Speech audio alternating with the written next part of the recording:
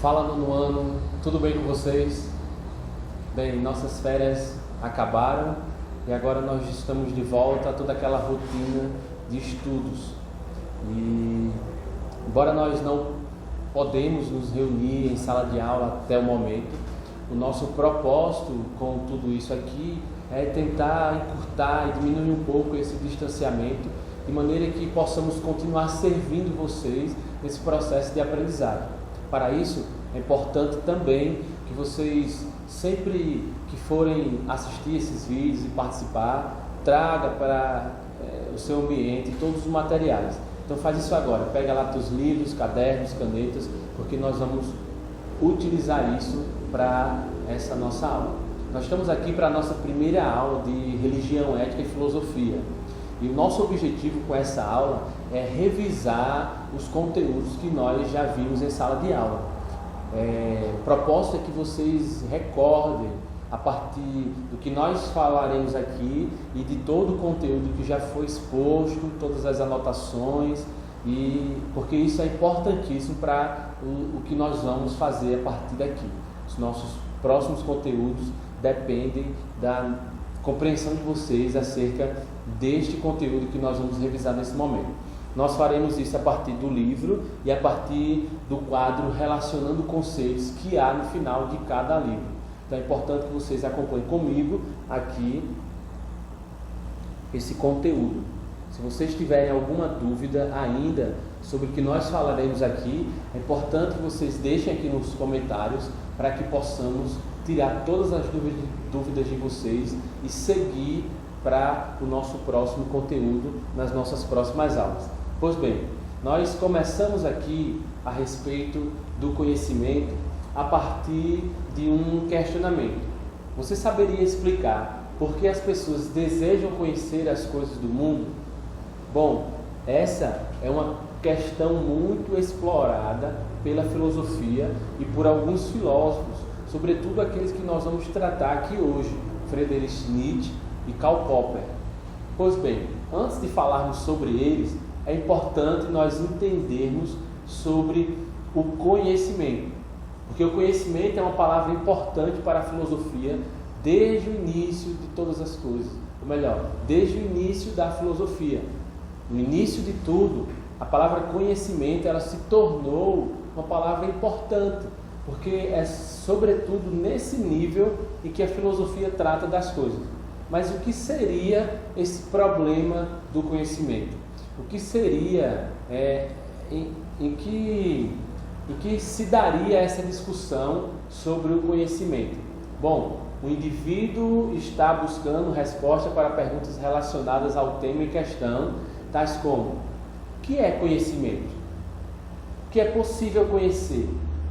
Será que a mente humana ela pode conhecer tudo? E se pode conhecer tudo, até que medida ela pode conhecer? O que conhecemos é mesmo a realidade das coisas ou é somente aparência? Essa discussão sobre o conhecimento, ela é conhecida como epistemologia. E aí é importante que vocês entendam sobre o conceito de epistemologia para que nós possamos prosseguir. O que é epistemologia? Bom, segue aí aquele métodozinho que nós utilizamos quando vamos entender acerca de uma palavra. Divide ela aí. Episteme e logia. Episteme é uma palavra grega que significa conhecimento. E logia, como nós já sabemos, significa estudo. Então, epistemologia é o estudo do conhecimento, ou a respeito do conhecimento. Será que as pessoas trataram muito sobre isso? Sim. Um outro conceito importante dentro desse conceito do problema do conhecimento é o problema do paradigma. O que seria o problema do paradigma? O problema do paradigma seria essa relação na história da filosofia entre as ideias. Por exemplo, é quando uma ideia ela é refutada por outra ideia que vem depois. O problema do paradigma é quando um filósofo posterior, ele contraria e acaba desmentindo um conhecimento de outro filósofo anterior. Por exemplo, nós temos Platão, que foi discípulo de Sócrates, mas que discordou em algumas coisas do próprio Sócrates. E aí nós vamos ter depois Aristóteles, que também foi discípulo de Platão, que foi discípulo de Sócrates, mas que construiu um conhecimento totalmente diferente do de Platão. Essa característica, essa maneira de refutar a respeito das coisas, ela é conhecida como paradigma. É esse paradigma do qual nós vamos tratar quando falamos sobre, por exemplo, Friedrich Nietzsche. Por quê? Porque o Nietzsche, ele tentou construir uma relação entre algumas coisas, mas nós vamos perceber que ele é um pouco desacreditado com essa questão do conhecimento. Mas acompanhe comigo. Friedrich Nietzsche, que viveu entre 1844 e 1900, é uma das mais importantes e conhecidas personalidades da filosofia contemporânea. Então, marca aqui, Friedrich Nietzsche é um filósofo contemporâneo. Nós estamos falando não da Idade Média, a filosofia na Idade Média, não da filosofia na Idade Moderna. Nós estamos falando da filosofia dentro do período contemporâneo, o período mais próximo de nós. Dentre os temas investigados por ele, podemos citar o problema do conhecimento, a crítica à religião, questionamentos sobre a existência, entre outros. É muito claro na obra desse filósofo que ele conhece, que ele estabelece uma relação entre três ideias. E que ideias são essas? Entre verdade, conhecimento e vida. Ele faz isso em uma obra dele chamada A Gaia da Ciência, em que ele vai perguntar se o conhecimento e a verdade são meios para que o ser humano encontre uma vida melhor, ou se a vida é o meio pelo qual as pessoas apoderam-se da verdade e do conhecimento. Pensa um pouco aí, o que é que você acha sobre essa relação que esse filósofo faz entre conhecimento, verdade e vida? Por que é importante pensar sobre isso? Porque nós vamos perceber que Friedrich Nietzsche, ele acaba se contrariando um pouco nas suas ideias, sobretudo por causa disso aqui que nós estamos tratando, o problema do paradigma. Nietzsche vai dizer assim: se o conhecimento ele não pode ser acessado de maneira absoluta e legítima, se há esse problema do paradigma, por que então a gente se gastar tanto em busca de conhecimento, se com o tempo as pessoas poderão vir refutar e o que você estabeleceu como verdade foi refutado e veio outra ideia em cima? Então nós vamos perceber que para Friedrich Nietzsche o conhecimento ele é algo incerto, a verdade ela não é absoluta, né? Cada um pode tecer a sua reflexão e tudo que nós e por causa disso a vida ela acaba sendo sem sentido. Bom, se não há verdades absolutas, concretas, se o conhecimento é algo errôneo que não pode ser atingido, é algo ilusório, então a vida acaba não tendo muito sentido. Mas a partir disso ele vai dizer: contudo, o homem ele depende desse conhecimento, porque não há outra possibilidade para Nietzsche. É importante dizer, não há outra possibilidade. Essa é a única forma de conhecer a respeito das coisas, dentro desse paradigma, né? De verdades que são refutadas por outras verdades e de acordo com ele não tem como chegar a uma verdade absoluta.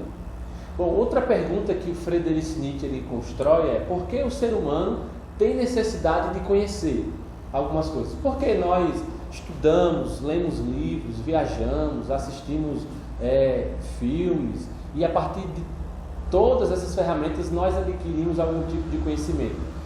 A resposta para esse problema, de acordo com Nietzsche, é que o ser humano não tem necessidade de conhecer.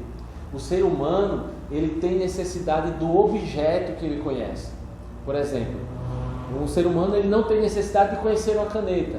Um exemplo assim, bem simples mesmo. Mas ele tem necessidade da caneta, porque com ela nós utilizamos para escrever coisas no quadro. Bom, isso é um exemplo bem resumido, mas aí é o que Nietzsche ele vai dizer. Ele sente medo de não conhecer o objeto. O conhecimento se origina não de uma vontade de saber em si sobre algo, mas do medo de não saber, do medo de não ter aquele elemento para lhe servir ou para tornar a sua vida mais fácil, porque é esse outro ponto que Nietzsche ele vai falar. Ele diz que existem conhecimentos que proporcionam às pessoas um bem-estar maior. Então significa dizer que algumas pessoas elas podem ter uma segurança e uma felicidade maior se tiver um conhecimento maior. Ou seja, surge outro questionamento: até que ponto o conhecimento precisa ser verdadeiro para que as pessoas possam acreditar nele? Para Nietzsche, não tem necessidade de uma verdade absoluta, porque se as pessoas estão buscando somente bem-estar, segurança e felicidade, então para ele não tem muito a ver o que se diz a respeito da verdade. Para citarmos um outro exemplo a respeito dessa relação de conhecimento, verdade e vida, nós temos aqui na nossa página 397, 398, dois exemplos. O primeiro de um celular que é produzido com uma ultra alta definição. E este celular, de acordo com Nietzsche, oferece uma felicidade, um sentido maior na vida das pessoas, porque oferece um conhecimento maior a partir das suas tecnologias. Mas aí, no segundo exemplo do nosso livro, nós vamos ver a respeito de tratamentos de pacientes com uma doença chamada Alzheimer. E aí o enunciado nos apresenta um novo tipo de remédio que foi estudado, que foi conhecido e criado, que possibilita um melhor bem-estar na vida das pessoas que sofrem dessa doença. Então ele vai dizer que esse conhecimento no campo da medicina também oferece um bem-estar maior e felicidade às pessoas. Mas será mesmo que não há uma relação direta entre verdade, conhecimento e vida? Nós vamos perceber que em João 8,32, se você tiver aí uma Bíblia e quiser abrir, é importante para ler o texto. Nós vamos perceber que em João 8,32 o autor fala algo interessante que se opõe diretamente a essa ideia de Nietzsche nessa relação de conhecimento, verdade e vida. Ele diz assim: e conhecereis a verdade, e a verdade vos libertará. Então perceba, quais são os elementos que estão no texto? Conhecimento, verdade, que produz liberdade. Liberdade na vida do indivíduo. E aí nós temos outro texto que é João 14,6, que vai nos dar uma luz maior a respeito do texto anterior, que o próprio Jesus ele diz assim: eu sou o caminho, a verdade e a vida, e ninguém vai ao Pai se não for por mim. Então perceba que nesse aqui nós temos alguns elementos, que também é verdade e vida. Sobretudo aqui a verdade sendo relacionada a quem está falando. E quem é que está falando? Jesus. Então, qual é a conclusão? A conclusão é de que Jesus é a verdade que dá sentido à vida, a verdade para a vida. E conhecimento dessa verdade produz uma vida de liberdade. O que nós entendemos é que há uma verdade absoluta que pode ser conhecida de maneira concreta e que nós só conhecemos a partir de Jesus, que é a verdade que nos dá vida e que o conhecimento dessa verdade, que é Jesus, produz uma liberdade. Bom, é importante nós aprendermos a respeito da filosofia, dos filósofos, entendendo que nós não precisamos acreditar em tudo que os filósofos dizem só porque eles são filósofos. Nós precisamos utilizar essa capacidade de raciocinar e pensar a respeito do que é dito, sobretudo à luz do conhecimento que nos é dado através da Bíblia. Mas nós vamos ter dentro desse período também um outro filósofo chamado Karl Popper. Acompanhe comigo aqui. Popper desenvolveu suas ideias no período no qual a ciência encontrou seu auge. Então é importante entender o contexto. A humanidade vivia o prazer de desfrutar de toda a produção técnico-científica proporcionada pelas revoluções que havia iniciado na Inglaterra no século XVIII. Esse processo, contudo, culminou no século XIX, quando começou a existir a ideia de que tudo poderia ser explicado pela ciência e que esse deveria ser posta e que essa ciência deveria ser posta acima de todos os outros modos de saber. Bom, então o período que vocês precisam marcar e grifar aí no livro de vocês é um período em que tudo tem que ser explicado pela ciência. Dentro disso, ou no meio dessa realidade, desse contexto da ciência, segundo Popper, a boa ciência deve ser clara e objetiva, bem como deve se afastar de todas as relações místicas, podendo ser inclusive contestada. Então, para um período em que a ciência era utilizada para se investigar tudo, Popper ele vai de novo voltar àquele problema do paradigma. Ele vai dizer que a ciência ela deve ser contestada, ela deve e é superada por outros tipos de conhecimento posterior que acabam dando um conhecimento maior do que aquele que até então foi adquirido. Conforme pensa o filósofo Popper, a ciência pode tirar conclusões apenas dos objetos investigados, ou que foram observados, e nunca sobre aqueles que não foram observados. Por quê? Porque para Karl Popper, por exemplo, usando aqui a ilustração dessa imagem, nós vamos ver aqui um agrupamento de cisnes brancos e preto.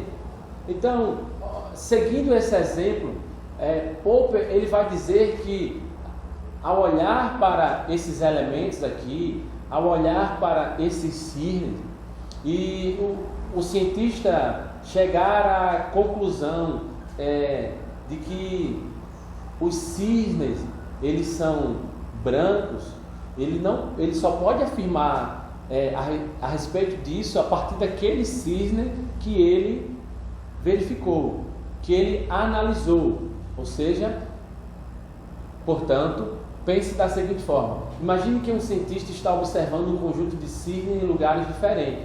Ele percebe então que os cisnes observados são brancos. Isso induz a concluir, portanto, que todos os cisnes são brancos. Ou seja, a observação de diversos casos particulares chega-se a uma conclusão geral, que se chama método indutivo. Segundo Popper, o que é que ele acha desse método? De tomar essa conclusão a partir de cisnes que foram observados de uma maneira geral. Ele diz o seguinte: o cientista pode concluir algo apenas a partir dos cisnes observados e nunca sobre aqueles que não foram observados. Caso exista em algum lugar um único cisne que não seja branco, então essa teoria anterior ela cai por terra, ela é superada, ela é contestada. Aí voltamos de novo para aquela ideia do paradigma. A teoria científica poderá ser considerada verdadeira e válida até o momento em que ela for refutada. Quando essa teoria anterior ela for refutada, quando for comprovada por outra observação que ela é falsa, então perde a sua validade. É isso que lá em cima o Karl Popper diz, que ele diz que a ciência ela deve inclusive ser refutada, ser contestada. É essa a compreensão de Karl Popper dentro desse período da filosofia, sobretudo pensando no meio científico. Então, pensando nessa realidade científica de experimentos e partindo dessa compreensão ou desse pressuposto a respeito das investigações que nós falamos, Popper ele desenvolveu uma teoria chamada conhecimento objetivo. E o que é que diz respeito em que consiste essa teoria? Bom, no livro de vocês aí, vocês vão ter uma realidade aumentada. E essa realidade aumentada vai nos oferecer esses passos desse método de conhecimento objetivo que Popper traçou. Vocês podem acessar através dos recursos do site digital que vocês já sabem, já conhecem, mas vocês podem vir comigo aqui também nesse momento para nós entendermos. Esse esquema é chamado de esquema quadripartido. O filósofo Karl Popper desenvolveu o esquema quadripartido com o intuito de valorizar o conhecimento. Então, ele divide em 4 etapas. A primeira é o P1, que significa o problema inicial, o problema original, que impede a pessoa de prosseguir com a vida. A ideia é que a pessoa deve se imaginar diante de uma situação como a da imagem aqui que vocês veem, o que passa por sua mente. Bom, depois de relacionar esses problemas iniciais ou originais, Popper ele vai sugerir um segundo passo, que é uma teoria experimental, uma proposta de solução ao problema original. Depois que se olha, se analisa o problema original, passa-se a uma experimentação, uma sugestão, né? Diante do problema, deve-se procurar uma solução para aquele problema. E daí, então, é que nós partimos para a terceira parte do esquema quadripartido de Popper, que é a eliminação dos erros. Depois de observar o problema original e propor uma solução para aquele problema, é preciso eliminar os erros por meio de críticas, de discussões, de uma reflexão, ponderações a respeito do tema que está sendo discutido. Significa buscar o melhor caminho para a resolução de um problema ou situação problemática, lembrando que o caminho nem sempre é fácil e simples. Então vai demandar esforço, como nós nos esforçamos com os estudos ou com o nosso conhecimento. Por fim, ele propõe o quarto passo, que é os problemas finais. Esses problemas são problemas que advêm da eliminação ou do processo de eliminação de erros. Depois de eliminar todos os erros, é importante, de acordo com Popper, que as pessoas percebam o que mais pode decorrer de todo esse processo, para então, finalmente, solucionar o seu problema.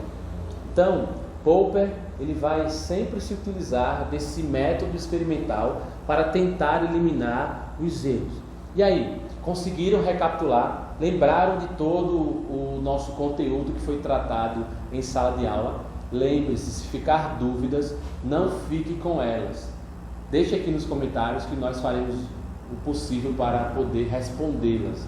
Mas por fim, abra o seu livro aí no quadro Relacionando Conceitos e vamos aqui, portanto, finalizar a nossa aula respondendo ou preenchendo aqui estas questões para nós podermos fragmentar essas ideias que nós tratamos nesse momento. Pois bem, nós estamos falando do conhecimento para Nietzsche e Popper. O conhecimento é a busca pelo saber a partir da investigação por meio da mente, e essa mente ela acaba relacionando algumas coisas. E que coisas são essas que a mente ela vai relacionar? Bom, ela vai relacionar realidade e aparência. Então, nesse quadrinho aqui em branco, você deve preencher com aparência as coisas como elas de fato são, e as coisas como elas se parecem ser. Era esse problema que esses filósofos estavam tendo que lidar. Bom, o conhecimento para Nietzsche, ele relaciona algumas coisas. Conhecimento, vida. Vocês ainda se lembram qual é o terceiro elemento? Bom, então o terceiro elemento vocês devem colocar aqui.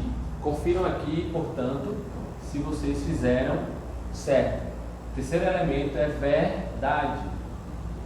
Nietzsche ele vai relacionar verdade, conhecimento e vida. E ele vai nos dizer que essa relação de coisas, ela percebe, ela acaba nos dando uma percepção do mundo. Afinal, a filosofia, ela tenta nos dar ferramentas para conhecermos e compreendermos o mundo. Por fim, nós temos outro filósofo, que é Karl Popper, e Karl Popper argumentou que a falsibilidade da ciência tem limites. Então ele propôs que a ciência é uma construção contínua com muitas possibilidades, mas também ele propôs que o conhecimento científico ele é, e aí vocês devem lembrar o que ele é, provisório, porque ele pode ser refutado.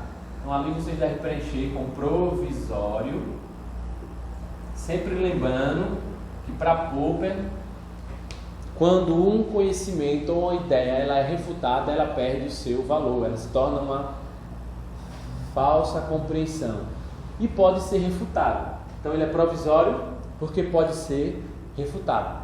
E aí, tudo bem? Trouxe tudo aí à mente? Nós nos vemos na próxima aula. Bons estudos para vocês. Obrigado por sua atenção.